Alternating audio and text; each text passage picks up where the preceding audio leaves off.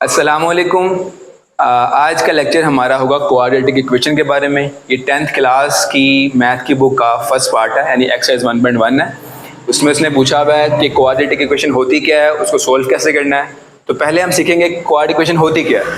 यानी इसमें एग्जाम्पल लिखी हुई है ए एक्स का square plus b x plus c is equal to 0, और आगे मजीद लिखा हुआ है उसने कि a never b neither b equal to 0, वो 0 के इक्वल कभी भी नहीं होगा, नेवर बी इक्वल टू 0। यानी वो इक्वेशन जिसमें हाईएस्ट पावर यानी जिसकी हाईएस्ट डिग्री होती है वो आपकी 2 होनी चाहिए। मिसाल लेते हैं, अगर यहाँ पर आ जाए 2x का square plus 4x plus 3 is equal to 0, इसमें एक पावर 1 है एक पावर 2 है, तो हाईएस्ट पावर कितनी है आप देख के बता सकते हैं, सिंपल 2 है। तो अगर जिस इक्वेशन में भी हाईएस्ट पावर 2 आ जाए तो वो क्वाड इक्वेशन बन जाती है। सेम इसी तरह अगर आप मैच करें कि x का स्क्वायर प्लस 3, अब आप कहेंगे यहाँ तो x ही नहीं है, यानी यहाँ तो bx ही नहीं है, आप क्या करेंगे, लेकिन ये भी क्वाड इक्वेशन है, चाहे x हो ना हो, अगर हाईएस्ट पावर 2 आ गई है तो ये क्वाड इक्वेशन है। इसने मजीद लिखा हुआ आगे कि ax square plus c is equal to 0, ये एक प्योर क्वाड इक्वेशन है, क्योंकि ये जरूरी नहीं है कि यहाँ पर x होना लाजमी है, यहाँ पर x स्क्वायर हो वो लाजमी है। अगर x स्क्वायर है तो इसका मतलब वो क्वाड इक्वेशन है। अब इस कंडीशन की बात करते हैं, ये कंडीशन लिखी क्यों है उसने। अगर a 0 हो जाए, मिसाल लेते हैं यहाँ पर हमारा a 0 हो जाए, तो यहाँ पर आ जाएगा a 0 यानी a 0 x का square plus simple b x और plus c is equal to 0। आपने कॉमन रूल्स पढ़े हुए हैं कि अगर 0 से कुछ भी मल्टीप्लाई हो वो 0 हो जाता है, 0 1 0 0 2 0, सिंपल ये भी क्या हो जाएगा 0। तो यानी यहाँ पर हमारे पास x स्क्वायर तो बचा ही नहीं।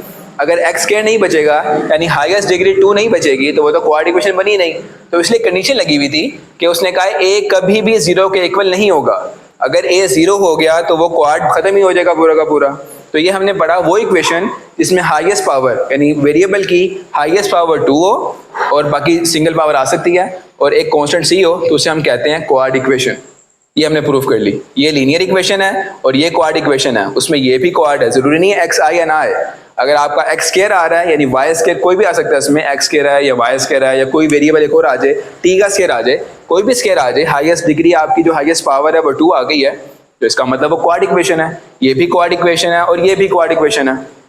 अब इस एक्सरसाइज का फर्स्ट सवाल है जिसमें उसने कहा है कि इस इक्वेशन को जो कि ये अभी सोल्व होगी मजीद, इसको आप इस इक्वेशन के मुकाबले करें यानी क्वाड इक्वेशन बनाएं। आपको साफ नजर आ रहा है, ब्रैकेट्स का मतलब होता है मल्टीप्लाई, यानी पहले x मल्टीप्लाई होगा x से, फिर x मल्टीप्लाई होगा -3 से, सेम इसी तरह 7 मल्टीप्लाई होगा और फिर 7 मल्टीप्लाई होगा -3 से। मल्टीप्लाई करते हैं x स्क्वायर, ये कैसे हुआ, आप प्रीवियस लेक्चर देख सकते हैं हमारा, जिसमें उसने बताया हुआ है कि जब सेम वेरिएबल्स मल्टीप्लाई होते हैं तो पावर्स ऐड हो जाती हैं, यानी इसकी पावर 1 है इसकी पावर 1 है तो पावर 2 हो जाएगी आपकी। सेम इसी तरह x मल्टीप्लाई बाय 3 वो हो जाएगा -3 और x, क्योंकि x 3 से मल्टीप्लाई होता ही नहीं है तो एज इट इज सेम ऐसे ही आ जाएगा। अब 7 की बारी, 7x सेम 7x और 7 3 प्लस माइनस माइनस 7 3 21, ये तो ऐसे ही आ गया और यहाँ आ जाएगा -7, यहाँ तक ओके है। उसके बाद आपने देखना है क्या ये आपस में ऐड हो सकते हैं, नहीं, क्योंकि ये x स्क्वायर है और ये सिंपल x है। सिर्फ सेम वेरिएबल ऐड हो सकते हैं, यानी ये वाला इससे ऐड होगा, तो यहाँ बचेगा सिर्फ हमारा x का स्क्वायर प्लस माइनस माइनस 7 में से 3 गए तो आपका आ जाएगा +4 और x, यानी वेरिएबल सेम रहता है, सिर्फ उसके कोफिशिएंट्स जो उसके कोफिशिएंट है वो माइनस होते हैं या प्लस होते हैं, तो कोफिशिएंट माइनस हुए, बड़ी वैल्यू 7 की है तो इसलिए प्लस आ गया हमारा। साथ आ जाएगा -21 और इज इक्वल टू -7। आप गौर करें, हमने यहाँ पढ़ा था कि इज इक्वल टू सिर्फ 0 होना लाजमी है, तो ये 7 माइनस है, इज इक्वल टू का सिर्फ आगे +7 हो जाएगा, तो यहाँ आ जाएगा हमारे पास x का स्क्वायर प्रॉपर लिखते हैं हम, +4x -21, ये माइनस है, यहाँ पर आ जाएगा +7 और इज इक्वल टू 0। अब हमारी करीब करीब इक्वेशन बनने वाली है, तो आगे करते हैं हम। ये ऐसे रहेगा x का स्क्वायर और आगे लिखेंगे प्लस ये तो ऐसे रहेगा +4x और ये प्लस माइनस माइनस हो जाएंगे, यानी 21 माइनस का है और 7 प्लस का, ये प्लस माइनस माइनस हो जाएंगे तो आ जाएगा -14 इज इक्वल टू 0। अब माइनस क्यों आया, क्योंकि ये दोनों प्लस माइनस हो रहे हैं और बड़ा कौन है, बड़ा 21 है, तो इसलिए माइनस आ गया आपका। तो आप कंपेयर करें, आप यहाँ पर लिखता हूँ मैं यहाँ पर ax square plus bx plus c is equal to 0, तो कंपेयर करें आपकी इक्वेशन बन गई हुई है, x का स्क्वायर भी आ गया, bx भी आ गया और c भी आ गया। तो हमने इस सवाल को रिजोल्व किया क्वाड इक्वेशन के अंदर। इसी का सेकंड सवाल है जिसमें उसने लिखा हुआ है, या मैच करते हैं यहाँ सवाल को, उसने कहा है कि x का स्क्वायर +4/3 और यहाँ लिखा हुआ है माइनस, आगे लिखा हुआ है x/7 और इज इक्वल टू 1 के सवाल लिखा हुआ है। अब यहाँ देख के लग रहा होगा कि आपका एलसीएम लेना है, यानी ये तो सिंपल सोल्व नहीं हो रहे, प्लस माइनस नहीं हो रहे, इनका एलसीएम होगा। तो अगर आपको एलसीएम भूल गया हुआ है तो हमारी एक और वीडियो देख सकते हैं, उसमें एलसीएम लिया हुआ है हमने। एलसीएम कैसे ले सकते हैं हम, इसका आसान तरीका करते हैं कि जो भी लिखा हुआ है, जो भी नीचे लिखा हुआ है उसको आपस में मल्टीप्लाई करते हैं आप, यानी हो जाएगा 3 7 21, सही है। अब इनको क्रॉस मल्टीप्लाई करना है, इस वैल्यू को इससे मल्टीप्लाई करना है, तो 7 मल्टीप्लाई होगा x स्क्वायर से भी, 7 मल्टीप्लाई होगा 4 से भी। जब 7 x स्क्वायर से होगा तो आ जाएगा 7x स्क्वायर, ठीक है। अब जब 7 4 से होगा, 7 4 28 आ जाएगा आपका, सिंपली सेंटर में माइनस है तो माइनस आ जाएगा। अब 3 मल्टीप्लाई होगा इसके ऑपोजिट से, यानी 3 होगा x से, तो क्या हो जाएगा -3x। अब -3 होगा, सेंटर में माइनस लिखा हुआ है और इज इक्वल टू हो जाएगा 1 से, सिंपली। अब क्या किया, सिर्फ एलसीएम लिया हमने। एलसीएम कैसे लेते हैं, बेसिस यानी डिनोमिनेटर आपस में मल्टीप्लाई होंगे, फिर क्रॉस मल्टीप्लाई होंगे, 7x स्क्वायर से और 4 से और 3x से, ये मल्टीप्लाई हो गया हमारा।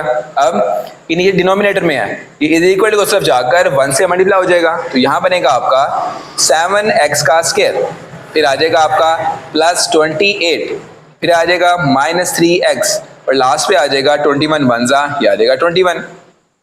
अब हमने क्या पढ़ा था कि वहां 0 होना चाहिए इज इक्वल टू की तरफ, तो 21 हमेशा इधर ही आएगा, इज इक्वल टू की तरफ कुछ भी नहीं होना चाहिए। तो यहाँ आ जाएगा 7x का स्क्वायर, इसको लिख ले पहले, -3x, फिर लिखेंगे +28 और जब ये प्लस का या इज इक्वल टू की तरफ आएगा तो ये माइनस हो जाएगा, -21 इज इक्वल टू 0, यानी हमारा तकरीबन सेम होने वाली है। तो क्या हो जाएगा 7x का स्क्वायर, ये -3x और ये हो जाएगा सेम चीज, सोल्व हो जाएंगे आपस में, 28 -21 सोल्व करें तो हो जाएगा +7 और ये इक्वल टू 0। आप मैच करें इक्वेशन को, आपका ये वेरिएबल ax स्क्वायर है, सेम ये हमारे पास bx है और ये हमारा c है, तो आपकी रिजॉल्व हो गई। ये इक्वेशन को आपने एलसीएम लेने के बाद एक क्वाड्रेटिक इक्वेशन बना लिया। तो ये सेकंड सवाल था इसका। सेम थर्ड सवाल, फोर्थ सवाल एग्जैक्ट सेम मेथड से हैं, आप उनको एलसीएम करेंगे, आप उनको सॉल्व करेंगे, प्लस माइनस करेंगे, इक्वल के उस तरफ को रिप्लेस करेंगे, यहाँ पर लेके आएंगे और अरेंज करने के बाद आपकी इक्वेशन क्वाड्रेटिक इक्वेशन बन जाएगी। अभी हम सॉल्व नहीं कर रहे, सिर्फ हम क्वाड्रेटिक इक्वेशन बना रहे हैं, अगले लेक्चर में हम सॉल्व ही करेंगे इसको। अभी सिर्फ क्वाड्रेटिक इक्वेशन बनी है, यहाँ पर भी क्वाड्रेटिक इक्वेशन बनी है, आगे सॉल्व नहीं किया इसको हमने, यहाँ पर भी क्वाड्रेटिक इक्वेशन बनी है, आगे सॉल्व नहीं कर रहे इसको हम अभी। इस एक्सरसाइज का लास्ट सवाल है, क्योंकि बाकी रिप्लेसमेंट में आ जाएंगे, सेम सवाल हैं सारे। ये एक सवाल है, इसमें तो एक्स्ट्रा सवाल है, इसमें डिनोमिनेटर में एक वैल्यू नहीं है, 2 वैल्यूज हैं। इसमें हम करेंगे क्या, सेम एलसीएम का तरीका। एलसीएम कैसे लेते हैं आप, कि डिनोमिनेटर को आपस में मल्टीप्लाई करते हैं, फिर क्रॉस मल्टीप्लाई करते हैं, ऐसे ही पढ़ा था आपने। हम स्टार्ट करते हैं, नीचे क्या आ जाएगा, एक दफ़ा आ जाएगा x+2, फिर आ जाएगा हमारा x+3, सही है। फिर ये मल्टीप्लाई होगा x+3 x+1 से, हम ब्रैकेट भी से लिखते हैं ब्रैकेट्स में, x+1 और फिर आ जाएगा x+3, सेंटर में प्लस तो प्लस आ जाएगा। अब x+2 मल्टीप्लाई होगा x+2 से, अब वो करें सेम वैल्यूज है, x+2 सेम है, तो सेम क्या हो जाएगा, सिर्फ इसका होल स्क्वायर आ जाएगा, x+2 का होल स्क्वायर, और यहाँ जो लिखा हुआ है 25/12। अब हम क्या करेंगे, वेरिएबल अभी जो पहले सवाल में किया था हमने, वेरिएबल मल्टीप्लाई होंगे आपस में, x1 x से होगा, x3 से होगा, फिर 1x से होगा, 1 3 से होगा, सेम हम काम यहाँ करेंगे और नीचे भी करेंगे।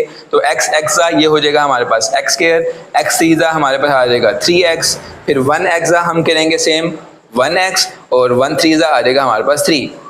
यहाँ पर क्या होगा, यहाँ पर स्क्वायर ओपन होगा, आपने पढ़ा हुआ था पहले कि स्क्वायर फार्मूला क्या होता है, a² + b² + 2ab, वही ओपन करेंगे यहाँ पर, यानी आ जाएगा x का स्क्वायर, फिर आ जाएगा 2 का स्क्वायर और फिर आ जाएगा 2, फिर पहले x और फिर 2, यानी a का स्क्वायर फिर b का स्क्वायर फिर 2 के साथ दोनों को मल्टीप्लाई कर दें, और नीचे क्या आएगा, नीचे भी मल्टीप्लाई करना आपको आता है, पहले x से होगा, फिर x3 से होगा, एरो लगाने की जरूरत नहीं है मुझे। तो x का स्क्वायर, x3 3x, फिर 2x 2x और 2 3 ये हमारे पास आ जाएगा 6, और यहाँ पर जो लिखा हुआ है 25/12 वो एज इट इज आ जाएगा, हम इसको चेंज नहीं करेंगे। अब हम इसको थोड़ा सोल्व करते हैं, ये हो जाएगा x का स्क्वायर, ये 3 और 1 हमने भी पढ़ा था कि वेरिएबल सेम रहता है, सिर्फ कोफिशिएंट्स ऐड होते हैं, तो यहाँ बन जाएगा 4 और x, 1 और 3 ऐड हो गए, यहाँ 3 एज इट इज रहेगा, यहाँ पर भी अब अगला पार्ट करते हैं, x का एज इट इज, 2 का स्क्वायर यानी 2 का स्क्वायर 4 होता है, अब 2 क्या होगा, वो हो जाएगा 4 और x, और नीचे क्या आ जाएगा, आप गौर करें, x का स्क्वायर एज इट इज, अब ये भी x पावर्स वेरिएबल सेम और वैल्यूज ऐड, ये क्या हो जाएगा 2 और 3, ये हो जाएगा 5 और x, और लास्ट पे आ जाएगा 6, और यहाँ पर आ जाएगा हमारा 25/12। यहाँ तक ओके हो गया हमारा। अब ऊपर एडिंग होगी, यानी आपका x स्क्वायर ऐड होगा x स्क्वायर के साथ, x ऐड होगा x के साथ, और 3 ऐड होगा 4 के साथ। हम इसको ऐड करते हैं, x ऐड किया, वेरिएबल सेम रहते हैं, जो यहाँ 1 लिखा हुआ है उसको ऐड करेंगे, ये बन जाएगा 2x का स्क्वायर सेम। अब 4x और 4x आपस में ऐड होते हैं तो ये बन जाएंगे 8x, और आगे देखें ये हमारे पास 3 और हमारे पास 4, ये बन जाएगा हमारे पास 7, और नीचे क्या आ जाएगा हमारे पास x का स्क्वायर प्लस 5x प्लस 6, और यहाँ आ जाएगा हमारे पास 25/12। यहाँ तक हो गया आपका।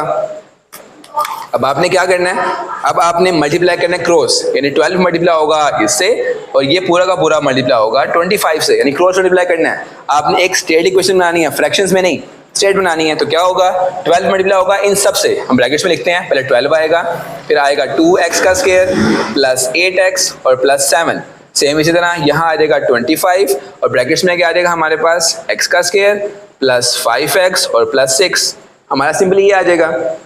इसके बाद अब हम मल्टीप्लाई करेंगे, 12 2 सा ये करते हैं 24x का स्क्वायर, वेरिएबल सेम रहता है हमारा, वेरिएबल चेंज नहीं होता। 12 8 सा ये हो जाएगा हमारे पास 96, 12 8 सा 96x, आप कैलकुलेटर इस्तेमाल कर सकते हैं, और 12 7 सा हम मल्टीप्लाई कर लेते हैं, 12 7 सा हमारे पास आता है 84, तो हमारे पास आ जाएगा 84 इज इक्वल टू, अब यहाँ पे मल्टीप्लाई करें आप, 25 मल्टीप्लाई होगा x से, फिर ये 5 से भी होगा, और फिर ये 6 से भी होगा, 25x ये हो जाएगा हमारे पास 25x का स्क्वायर, फिर 25 5 सा हम मल्टीप्लाई करते हैं, वो हो जाएगा 125x, और 25 6 सा वो होता है हमारे पास 150 सिंपली। अब आप देखें ये भी x स्क्वायर है, ये भी x स्क्वायर है, हम एक वेरिएबल को पास लेके दूसरे के पास लेके आएंगे, लेकिन उससे पहले देखें बड़ा कौन सा है, 24 या 25 बड़ा है, तो इस पूरी की पूरी इक्वेशन को हम शिफ्ट कर देंगे इसके पास। तो कैसे लिखेंगे, हम लिखेंगे 25, पहले ये लिखेंगे 25x स्क्वायर, पहले इसको लिखेंगे, फिर लिखेंगे प्लस 125x, फिर लिखेंगे प्लस 150। अगर मार्कर में चेंज कर दूँ तो पता लगे हम कौन सा वैल्यू चेंज किया हमने, तो यहाँ आ जाएगा -24x का स्क्वायर, फिर आ जाएगा ये प्लस है, ये भी हो जाएगा -96x, और ये प्लस है, ये भी माइनस हो जाएगा, ये आ जाएगा 84 इज इक्वल टू 0, यानी 0 तो हमारा बन गया। अब सिर्फ हमने इसको सोल्व करना है। अब देखें 20 ये भी x स्क्वायर है और ये भी x स्क्वायर है, ये माइनस हो रहे हैं, 25 और 24 माइनस किया तो आ गया x का स्क्वायर, बड़ा को 25 बड़ा है तो उसका साइन आएगा, ये प्लस का आ गया। अब 125 प्लस है और 96 माइनस है, अब कैलकुलेटर पे कर सकते हैं आराम से, 125 माइनस 96 आपका आ जाएगा 29 प्लस 29। अब प्लस क्यों आया, क्योंकि 125 बड़ा है। सेम इसी तरह अब 150 प्लस माइनस होगा 84 के साथ, तो हम माइनस कर देते हैं, 150 माइनस 84 तो हमारा आंसर आ रहा है 66, तो यहाँ पर आ जाएगा हमारे पास प्लस 66 इज इक्वल टू 0। तो आप देखें यहाँ पर हमारी ये इक्वेशन यानी ये हमारा फ्रैक्शन रिजोल्व होके क्वाड्रेटिक इक्वेशन बन गई। आप मैच कर सकते हैं कि ये x स्क्वायर फिर x और कांस्टेंट भी आ गया, इक्वल टू 0 भी आ गया, तो ये क्वाड्रेटिक इक्वेशन है। यानी हमने इसको मजीद सोल्व नहीं करना, सवाल सिर्फ ये था कि इसको क्वाड्रेटिक इक्वेशन बनाओ, तो हमने क्वाड्रेटिक इक्वेशन बना दिया है, यानी यहाँ पर आपका सवाल पूरा हो गया। तो यानी इस पूरे पार्ट में आपने सिर्फ क्वाड्रेटिक इक्वेशन बनानी है और कुछ नहीं करना। तो आज का पार्ट हमारा सिर्फ यही था कि क्वाड्रेटिक इक्वेशन बनती कैसे है, आप इसको एलसीएम करेंगे, आप इसको सोल्व करेंगे, प्लस माइनस मल्टीप्लाई करने के बाद जो इक्वेशन बनेगी इक्वल टू 0 करने के बाद, तो वो क्वाड्रेटिक इक्वेशन होती है।